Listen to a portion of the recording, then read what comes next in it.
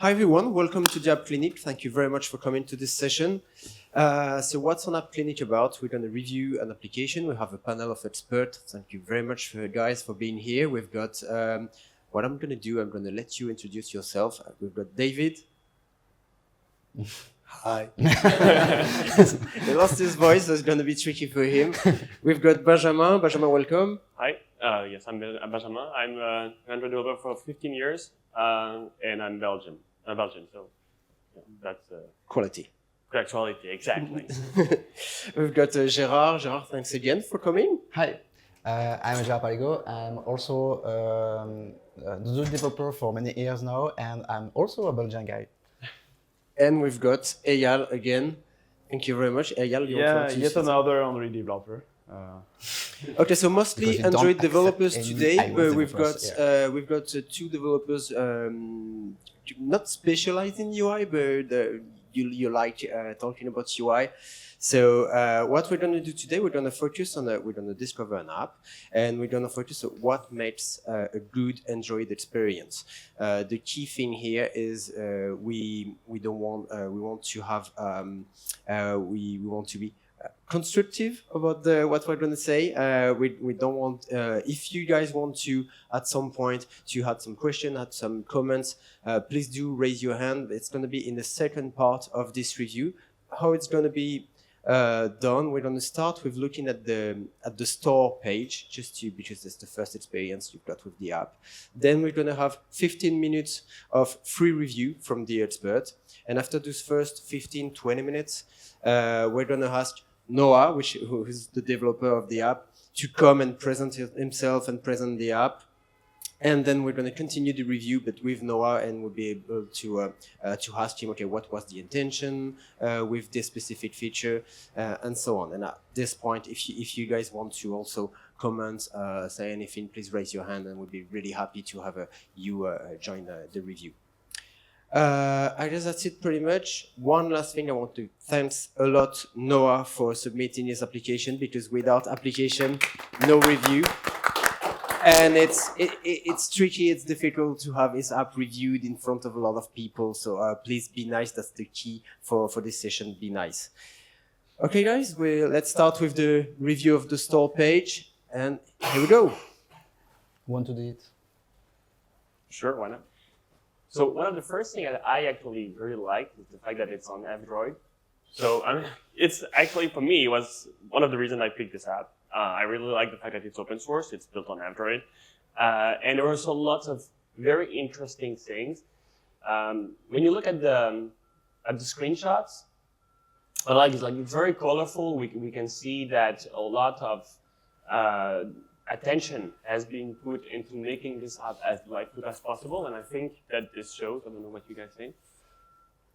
Totally agree. Totally agree. It is very colorful, and the app just yesterday was a lot doesn't have a lot of colors, and this changed a lot because it is more immersive for the user that will use this application. Also, something that I think we learned through the page is that this is also working on Linux, right? Yeah, I got the confirmation from the trustable source that we know. So this is also very nice that we have this. I think we can probably, but one of the maybe that's very personal, but I think that the logo could be improved because I think it's in my taste. Okay, so it's very personal. I think it looks a bit oldish compared to the application that is on the other side, very more modern, very splashy. And so in the app, when you don't have the covers of the song, it denotes a bit, in my opinion. So I don't know. Yes. Yeah, if you want to. Yeah. Just. I have something to say about the page. Sorry, go ahead. Yeah, and that's something that was really obvious for me. This page is highlighting Michel Jonas and Michael McDonald's. Sounds that feels like 70s, and I loved that when I was a teenager, so thanks for that. It was a good flashback for me. Thank you. And me, I have another question, but probably to respond later. But it's cool to get this application from F-Droid, and because it is open source, etc. But it is not available for the in the Play Store. And I'm pretty interested later to know why you don't distribute this application on the Play Store, because you will have more impact in terms of user if you publish on the F-Droid and on the Play Store for a large audience. But maybe we can talk about this later.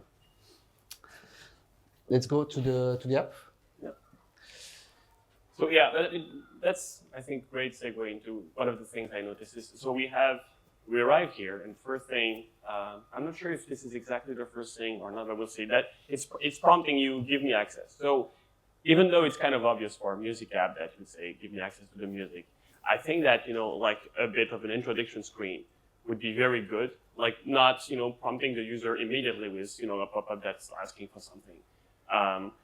For information, I reset the data of the application just before the session. So okay, this is the first. Okay, but then perfect, because then it goes into the other thing on it. You see, so you see, like we go into all of this.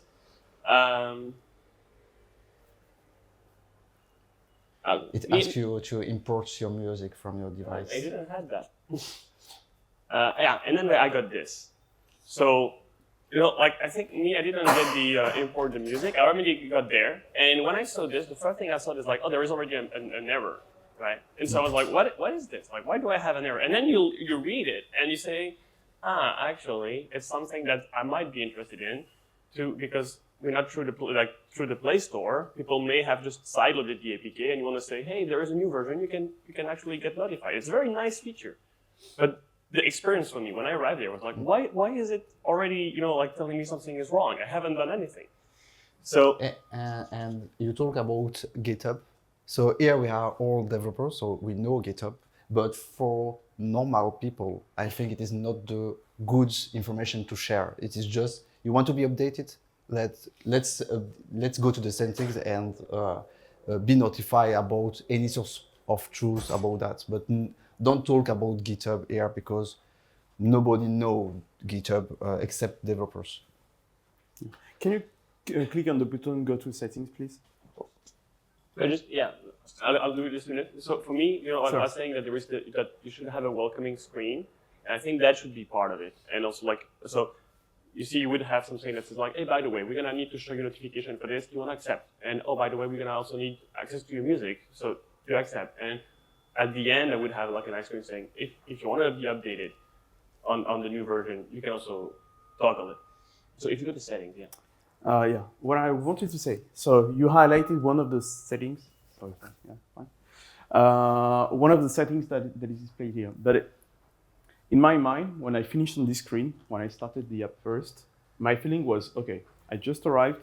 I had to check a few permissions, runtime permissions, dialog. Fine, there are other solutions, but the first thing you wanted me to do as a user was to go to the advanced setting. And that's not what I will expect from an experience. I'm a noob when I arrive. I don't want to go in the advanced settings. This is frightening for me. I want you to show me what I could take profit of your application. And I think, again, I'm a user, I'm thinking, and maybe I'm wrong, I don't know. But I would like you to think about how I can be introduced to all the added value that you think about when you build this app, not these settings. You have constraints about notifications to get rid of the non-Play Store follow, app following, etc. Maybe, but this could arrive along the usage of the application. That's my feeling.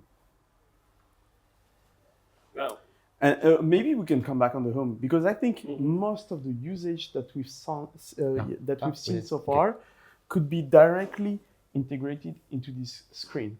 Like you need to access the storage, yes, that's fine, but show that there is nothing in the library, and with a call to action in the middle, the empty state of the screen could simply be a button where the people know why they are going to give your application some permissions. So that it makes sense then, because it's coming from their action to arrive on the first this runtime permission and maybe other screens to set up and to configure things. And again, about the GitHub notifications, it could arrive, you know, the bottom sheet that you added, maybe it could arrive later, after 1 or 2 days of usage, something like that. Next relaunch of the app, at least the people can just take profit, understand what is interesting in your app, and come back. Yeah, and on this screen, you showed colorful pictures, screenshots on the app page store, and one of the first things that I land on is an empty state. So I want to discover what your app can do, and I'm not like falling back on something that I saw before. And maybe it's not this tab we should be landing on, or maybe you should, as a first usage of the app, maybe you should show something else, fake data, whatever, just to provide more context to the user, because you want to have more like a warm welcome in there. Also, I wanted to say something similar to that. When I arrived there and the content was empty, my first thought was like, where's my music, right? And because it just says no elements. It doesn't tell me what quick access is, right? And then when you go in the rest of the application, so I think if you scroll down to this, I think if you go here and not long press, I forgot where it is. There you have it to add to quick access. And it's kind of like hidden. And the first time I wanted to say like, what is quick access? You know, I wanted to figure it out. And it was kind of hard. And so I think that if you go back to this screen, you could take profit of this real estate that you have here, all this empty space, to show something. Oh, by the way, you can add songs or playlist or whatever to this screen. And for that, you need to click on the 3 dots or, you know, like have some little explanation that guides the user into understanding. But I understand why it's the first one, because it's quick access, but might not be the first screen you want to land on when you open the app for the first time. And someone wants to add something? No, go ahead. No, go on.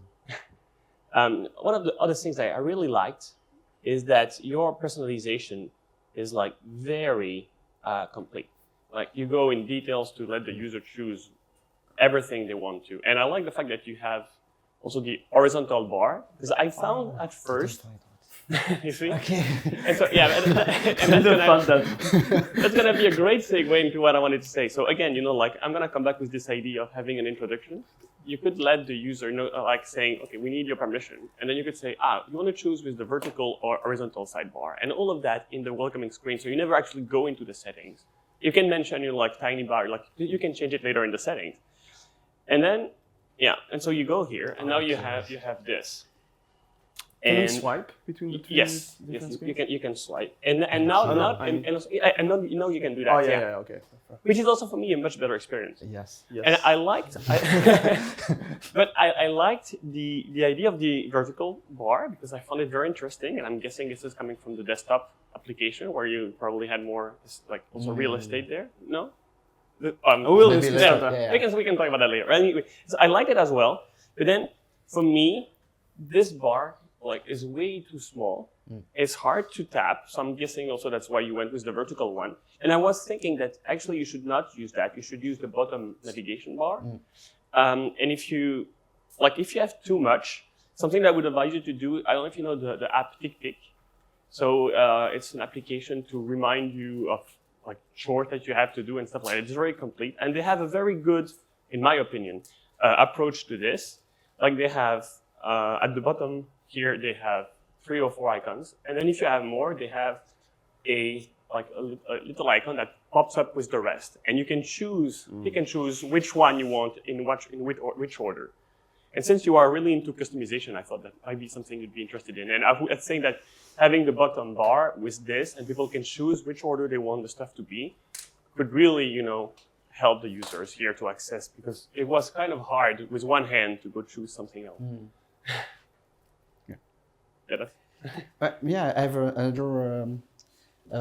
When you come with on the application, you have this kind of visual because we don't have any cover, and on the first time didn't understand why we don't have all this data, and we understand later because if we go through the settings, I didn't remember somewhere, but we can, and maybe in the advanced settings, yeah, we can say, okay, I need to click on these settings to be able to fetch the cover, and I think this kind of thing should be put by default because I want to have some visual for my cover, so for my music.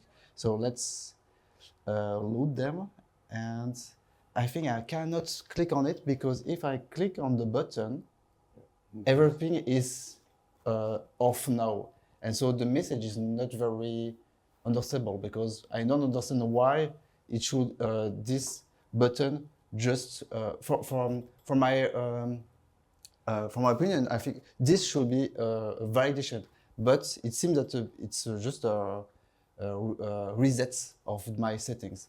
So yeah, let's fetch, and I think now we have no. And the basically, same thing. Yeah. basically, if Does you it not? Yeah, absolutely. if you can avoid the user Ah yeah, it's to true. have to take do time. some action to have these artwork updated, it's even better. Maybe that's something you can do regularly, every launch of the app, every day, I don't know, work manager and things like that you can do if you want to upload all this. But I would, suggest that maybe not. Maybe Oh, it's why it's off because again? you don't know exactly if these covers are just refreshed from the disk. Are you I don't know, maybe fetching them from Last.fm or things service like that? We don't really know what we are doing with this button. And that's And probably maybe- the great time to ask Noah Okay, good. to answer some of the question. Thank you very much for this first review. Noah, do you want to talk, maybe introduce yourself and talk a bit about the app and the project? Well, hello everyone. So my name is Noah Penin. I'm a student in computer science in my last years, actually. And so I've done this app. Let's take a little bit further. It's been 2 years that I work on this app. Originally, I used an app on Xiaomi, the official music app player. But from the later update of this app, they had advertisement in the app, so it was quite unusable. And I started thinking about doing my proper app. So I started doing an app called Sweet Music about 3 years ago. And about 2 years ago, I started doing this app with Jetpack Compose. So the first app was done with XML and Kotlin technologies. And I wanted to redo my app with Jetpack and improve it, obviously. So the idea behind it is really just a player for your local music file. It's also available on desktop as a Flatpak for Linux distribution.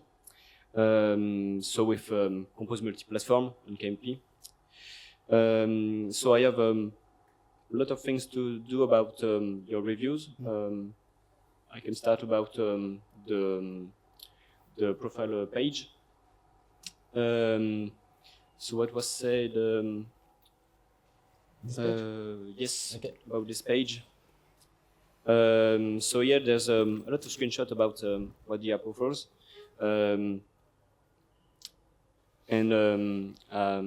There's a desktop version, but for the Android page, I really didn't wanted to talk about it, so it's more on the GitHub pages.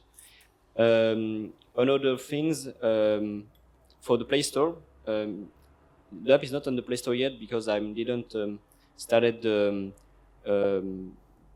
registration route for it. It's quite recent actually on Android. It's been like a little less than 2 weeks on Android. So it's really quite recent things that I have done. So there's a lot of things to do for the Play Store eventually.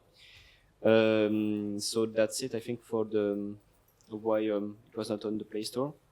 On the app itself, for the first loading of the app, the first launch, it's something that I've done at least 1 year and a half ago.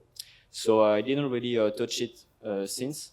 And we already talked about it yesterday, about the onboarding and adding more context to the permission asking. So something that I should be doing, and it's something on my mind that I plan to do eventually. Also about the first landing on the home page with the quick access, it's also something that I was thinking about removing. Like if you don't have anything in your quick access, just landing on the song tab, for example. But the idea of adding more information about what is the quick access and what the app is capable of is a really good thing that I didn't really thought about. And for the bottom sheet, actually, it's a really recent thing that I've done for the F-Droid. Initially, the fetch was, there wasn't a permission for the release fetch, and it's the same thing for the lyrics. And the guys behind F-Droid told me that it could be a good thing to be an opt-in option. So I added it in the last minute, but I think that a lot of things could be improved from it. Like you said, with a proper page about it, not ensure that we don't lose the users in the setting pages. So a lot of things could be improved, and I think that I would take some time about improving the user experience on the first launch. I think it could be a really good point. For the covers fetching, so it's all about the metadata of the files, and you can set metadata by yourself, and you have the choice to override the metadata of the files itself, or to just keep the information in the app.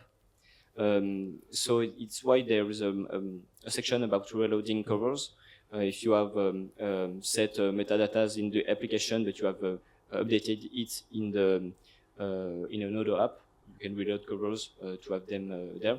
It was also a thing for a later version of the app, an older version, where there was a different system for handling covers, and I had to propose this feature to let the user have a better version of their already existing covers. But I understand that it's quite unclear what it's doing, and I see totally why. So it's something that I should also be reworking. And I think that if they didn't find the covers, it's because maybe the files don't include them. Some songs have covers. The one that I sent you, for example, have covers, so we can see it from there. But James, really something that I can improve and have more information about how the covers are fetched, and generally more information for the user. Actually, as a user, my expectation will be that your app is magic, and whatever the song I put, because of some metadata or the title, or I don't know, there is an artwork, because there is huge databases. I mean, that's a student project. So, but in my point of view, if I want to just be mind-blown by your app, at least I want the artwork to appear without asking anything. That's what a lot of applications with static files are doing for a while now. And I know there is a database problem, there is a licensing and etc. behind that. So it's not an easy work, but my goal will be to have a seamless experience. Whatever the song I had, then you have the solution for me. Yeah, I was thinking about including some remote sources for fetching covers. It's plain.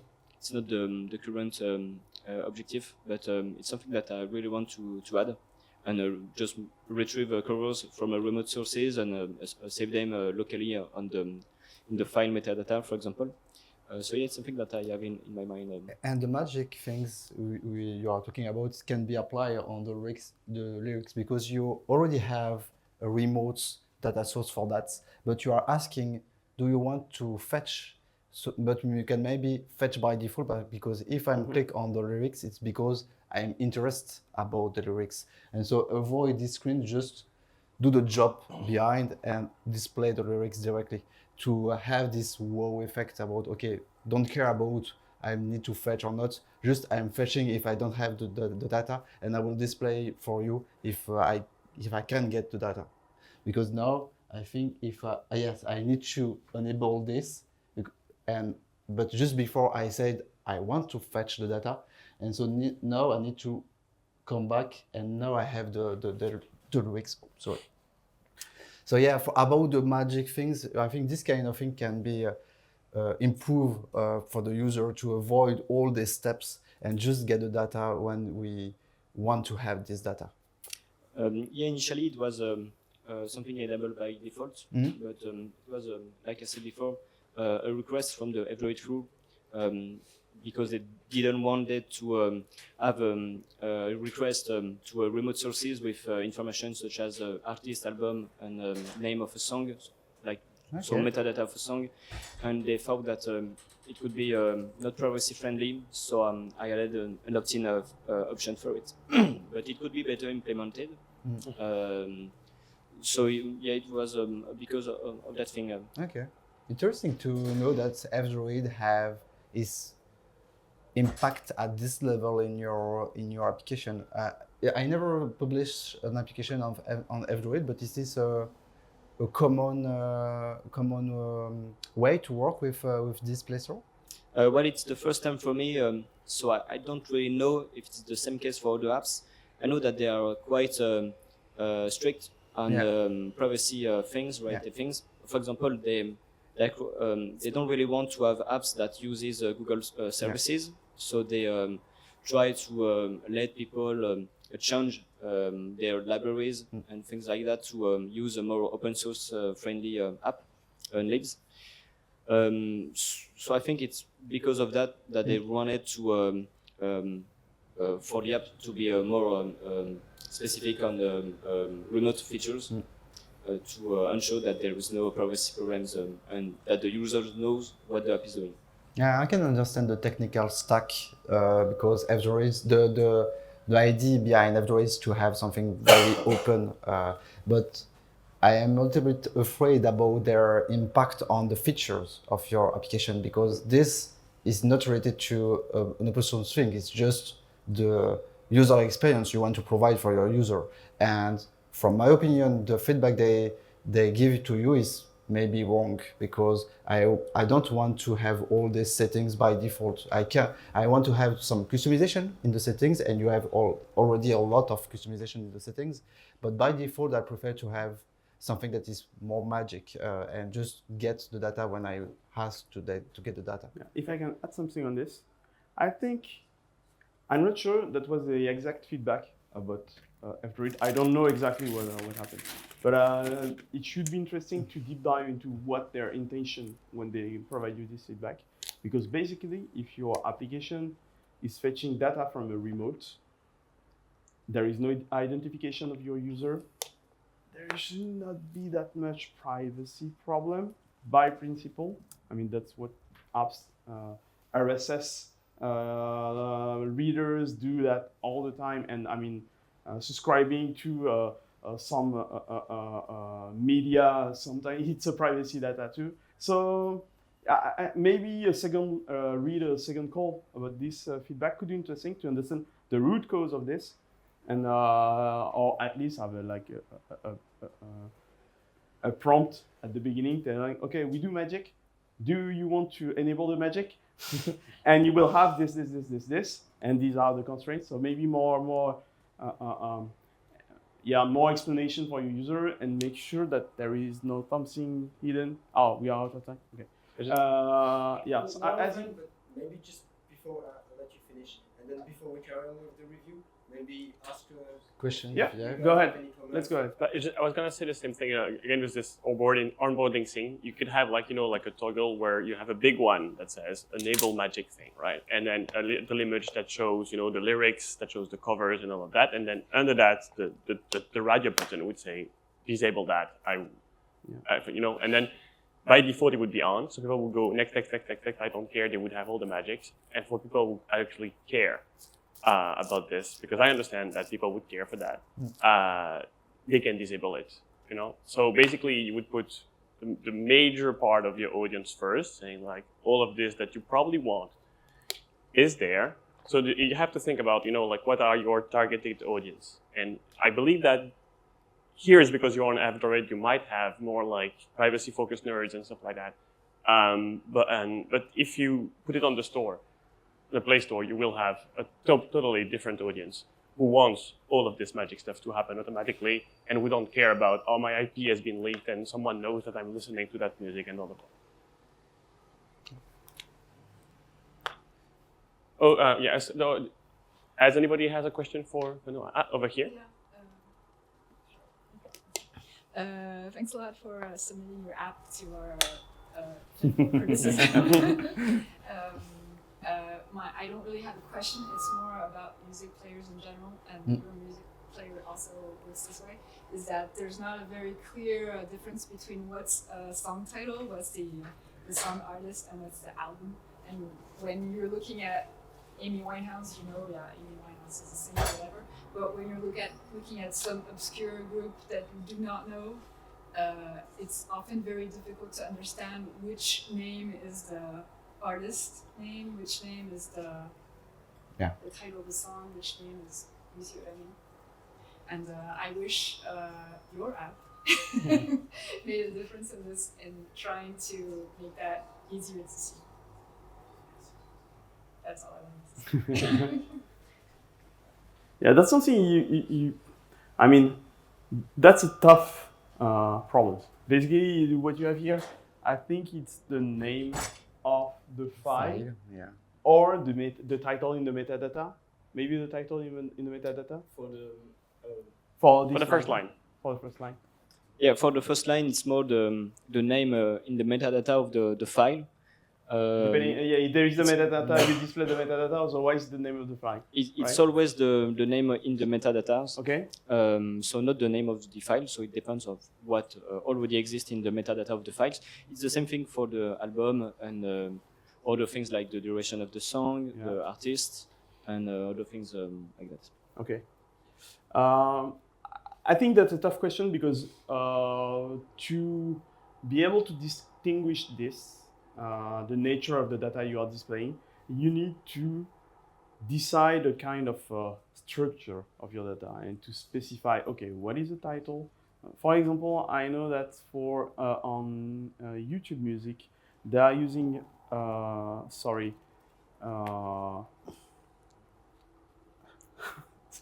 don't get I it. cannot help you. I don't know what you're talking No, about. they are underlining all the artists' album.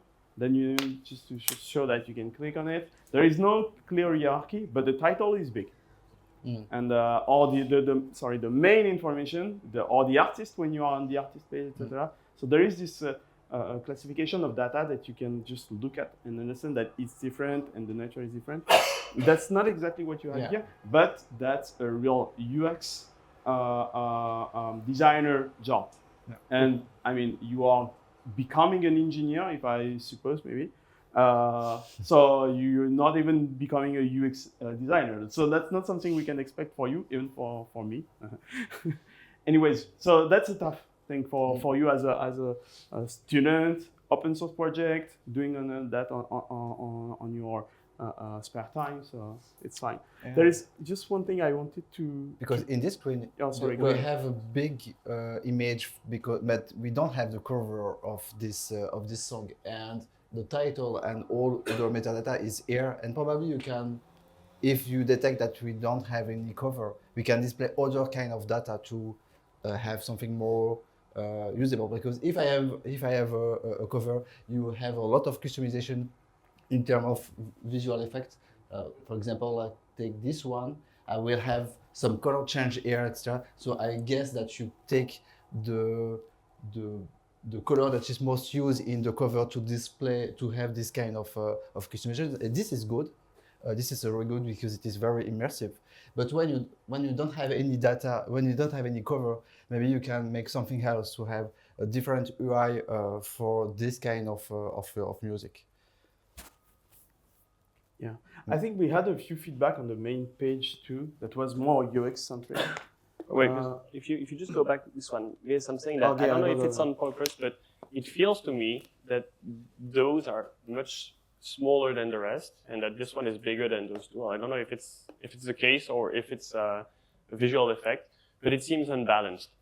And when I saw that, I was also like, why is the like button, like so small, right? And it felt strange, and it for me it breaks the balance of the page, that it's not aligned, and there is also like, if you go back here, with the buttons, for example, those three at the tops here, they're quite small. If you want to hit the target, you really have to focus on the one you want to fix. So like the recommendation from Google is that a button should always be at the minimum 48 dp in width and height.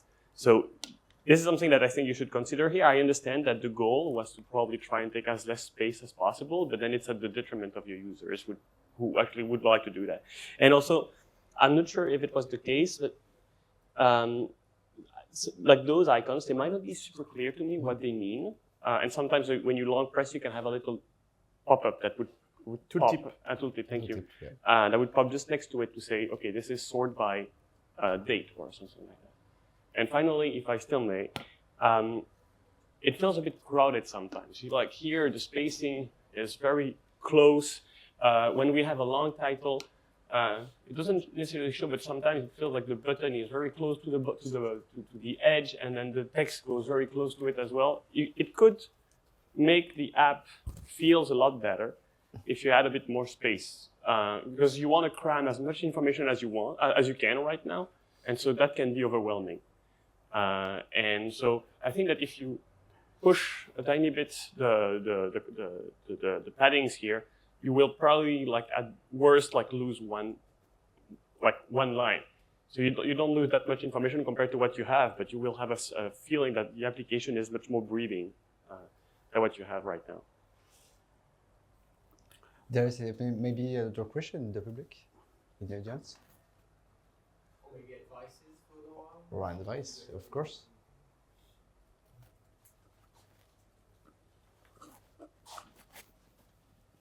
Yes, it's linked about think about paddings, and think maybe also on the top bar, maybe add some padding between the menus items, and maybe also for the icon, with the default icon, when you don't have the cover, maybe reduce the size.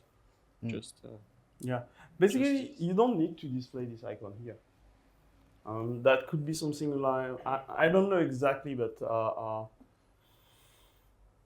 do you need to display your logo everywhere? Okay, it sounds a little bit tough when I say that, but that's a question. Is that the good thing to display here? Do you want to display something? I mean, there are many other boring alternatives. Maybe not good answer, but my question is, there is your sacks everywhere, which is an interesting idea, but worth questioning. In terms of a top bar that you see here, you have to, I mean, you are designing for Android and iOS, right? Just for Android. Just for Android, okay. And Linux. Okay, but because, okay, let's go back to the, I would say, standards that are more or less subjective, but most of the Android application will have the title on the left, and you will have actions here. And sometimes you are using overflow menus, etc. if you want more actions. You didn't read the last material design specification. I changed? Yeah, I changed. Yeah, you have a bar now. Yeah. Does that really count for you? I don't know. Is there a real meaning behind this design? I don't really know. Oh, sorry. Yeah. What should I do now? No. Yeah. Just having the settings at that position, which is so important. I don't feel that's the best thing you want to put ahead of the user. because that's an important. So that's the reason why I would advise something that is maybe more in the overflow menu, something like that. And maybe we can just put a search bar to replace the top-up bar, you know. And in the search bar at the right, you can maybe put the settings button to have a quick access to the search, because the search is pretty interesting. You want to, when you open this kind of application, I guess one of the first user interaction is to search the music that they want to listen. And so maybe we can have a more quick access to the search with this kind of thing, because, well, the title is cool just for a reminder, but it's not what we really want. It's more about like a Google experience to have a quick access to the search. And basically, that's maybe here that you could put your logo instead of your title. Yeah. So that I don't know exactly how to integrate it. I don't have the good idea right now, and that's a tough question, really, because that's working on the structure of your whole application, what you want to express to your user, what are your opinions, and that's not an engineering role. We have another 5 minutes to run with the review. Yes, and just before the questions, or maybe after the questions, if there's any feature you would like the expert to have a look at, or any part of the app you would like us to focus, please do just after the question. So yes. Yes.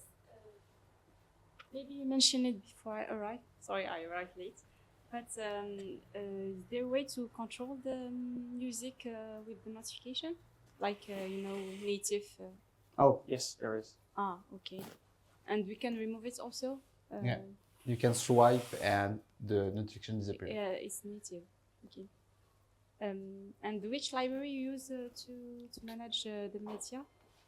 Technically, is it the Media 3 of Android? Or not now. Actually, it's something that I plan to update my app to. I'm not using PUBLIER for now, so no Media 3 libraries. I plan to do that for various reasons, but it's pretty simple with the media player of Android, and for the notification with the program services and notification compatible thing. Very basic stuff, but it's something that I really want to improve about the app with the player and its features. And as it's a foreground service, it doesn't impact the battery of the user or something? Well, the problem with it is that if the app is in the background, the player could be stopped. So I need to use a foreground service to show the notification at all time. When the app is totally closed, removed from the stack, there's no notification left. I know that from recent update for YouTube Music, for example, when you close the app, there's still the notification. Something that I really disapprove. So I really don't want to include that in the app. So it's only there if the app is in the background or open. Thank you. It's just I have a interesting. Sorry, can I? It just because it's a very interesting point. I already have a mic, but so it's a very interesting point that you're raising about that. And I don't know if you're using it, but in Android, for those who don't know, you can also have something you like called media session. It's a very confusing API to use, but then when you use it well, it integrates with, for example, wearables. So if you play the music, you're gonna allow play pause on your watch. If you all have like headphones with detecting features, if you take it out, it's going to pause the music, and all of that comes free with media session. So I don't know if you use it. Yes, I'm using it for media handling with like buttons in the car, for example. So yeah, I implemented it manually with media session and a notification. But yes, it's there in the app. Okay, great. I think we didn't see the detail of an album. I think it's the screenshots that on the Frederick and yeah. On page. Yeah. Can you see it in the Click app? in the app. Click on it. In the app, I'm guessing if we go in albums, yeah. Oh. No. Yeah. It's not a feedback. It's not a question. Just feedback. And when I saw the screenshot, I really liked what you did, and you go further than just making it work. You really took time to improve the UI with the blur background on the album, and it it looks a very cool effect on the app. So good job, and that's great. Yes, it's a mix of the current screen and the player, Yeah. the music on the player. It's a very good experience. Yeah, and I think if you do all things like that on all the app, you could have a very great experience. And because you seem to be good at UI, and it's good for a developer not just to focus on making things work. So good job. Thank you. Just before we close, Noah, is there anything else you would like the expert to to review, maybe? Well, there's the playlist part. I think how the app is handling playlist creation. I do that with a dialogue. I don't know if that's the greatest things to do. So there's a favorite playlist that is created that the user can delete. It's for handling favorite songs. You can add a new playlist with the plus button. So it's done in a model like that. Maybe if you have a better idea on how to do that. There is one good idea there on the application we've seen last time. Bottom sheet will be very interesting for that. Okay. And why the plus button is at the top? Because it is not here. You know, when you take the phone, you can interact with the bottom, but to interact with the top, you need to make this kind of thing. So maybe you can switch this plus button at the bottom to use a floating action button to have something more accessible. Yeah, I think it could be a great idea. Also for the sorting buttons, I understand that it could be done differently, and it's something that initially I really want to do like that, but there was a lot of problem with the minimum requirements of icon sizes of at 48 dp. So obviously it's way less than that, and I think I should totally rethink this thing. Maybe have like a burger dialogue when clicking on it, and with the different option and with text to explain what does this icon corresponds to. So I think that this whole thing should be rethink, and it's something that I really want to improve in the app. It's also something that two quick feedback, because I think it's really relevant to that, is you need, like in UX, you need to put the most important feature up front. And here is, I think it goes to what Gerard was saying, that the plus is kind of like hidden at the top. Like I didn't really locally see it, right? Because this is a bit crowded with those icons that I associate with sorting. And also like, so having a fab is gonna make it, like very prominent, and it's gonna show this is the most important action that you have on this screen. And I think it goes like that. I noticed that the setting icon is huge all the time. And so it attracts your eye all the time. And so it kind of feels like that you want to direct the user in the settings all the time with this icon being so big. And when you click on the plus here, something I find strange is that automatically, you show the error saying this field cannot be empty. So the user has not done anything yet. He's like, hey, this field cannot be empty. So it would be probably best to like show the error, because I'm guessing this is an edit text layout and that you put the error. And so like only to display the error after the user has actually entered something. Or if they remove, or if they click on create, for example, like that. Okay, if they put something is empty, they click on create. Hey, no, this field cannot be empty. Then it makes sense. So I think something that could be also good for you is to get this field out of the box, because that's an indication in the box. There are some standard text editor. What was the name of that? Anyway, the text field. You have standardized things to do exactly what you do, and maybe a little bit more debugged, easier to use. So the job is already done for you. Also, it's something that I just noticed that's a bit actually could be puzzling to the user. You say this field cannot be empty, but the create button is disabled anyway. So there is no reason to tell the user this field cannot be empty, because this is like obvious by design, right? This is very interesting when there is a real validation of the data the user must use, because the email or the date of birth, things like that. But for here, you already have the UX. Yeah, it could be like, it's clear.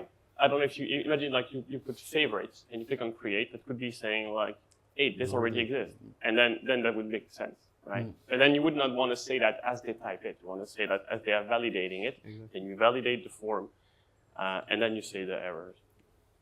It will be simpler for you. A lot. Okay, the session time is over. Feel free to leave. Otherwise, we're happy to carry on. Maybe one thing first. Thank you very much again, Noah, for your. Thank you.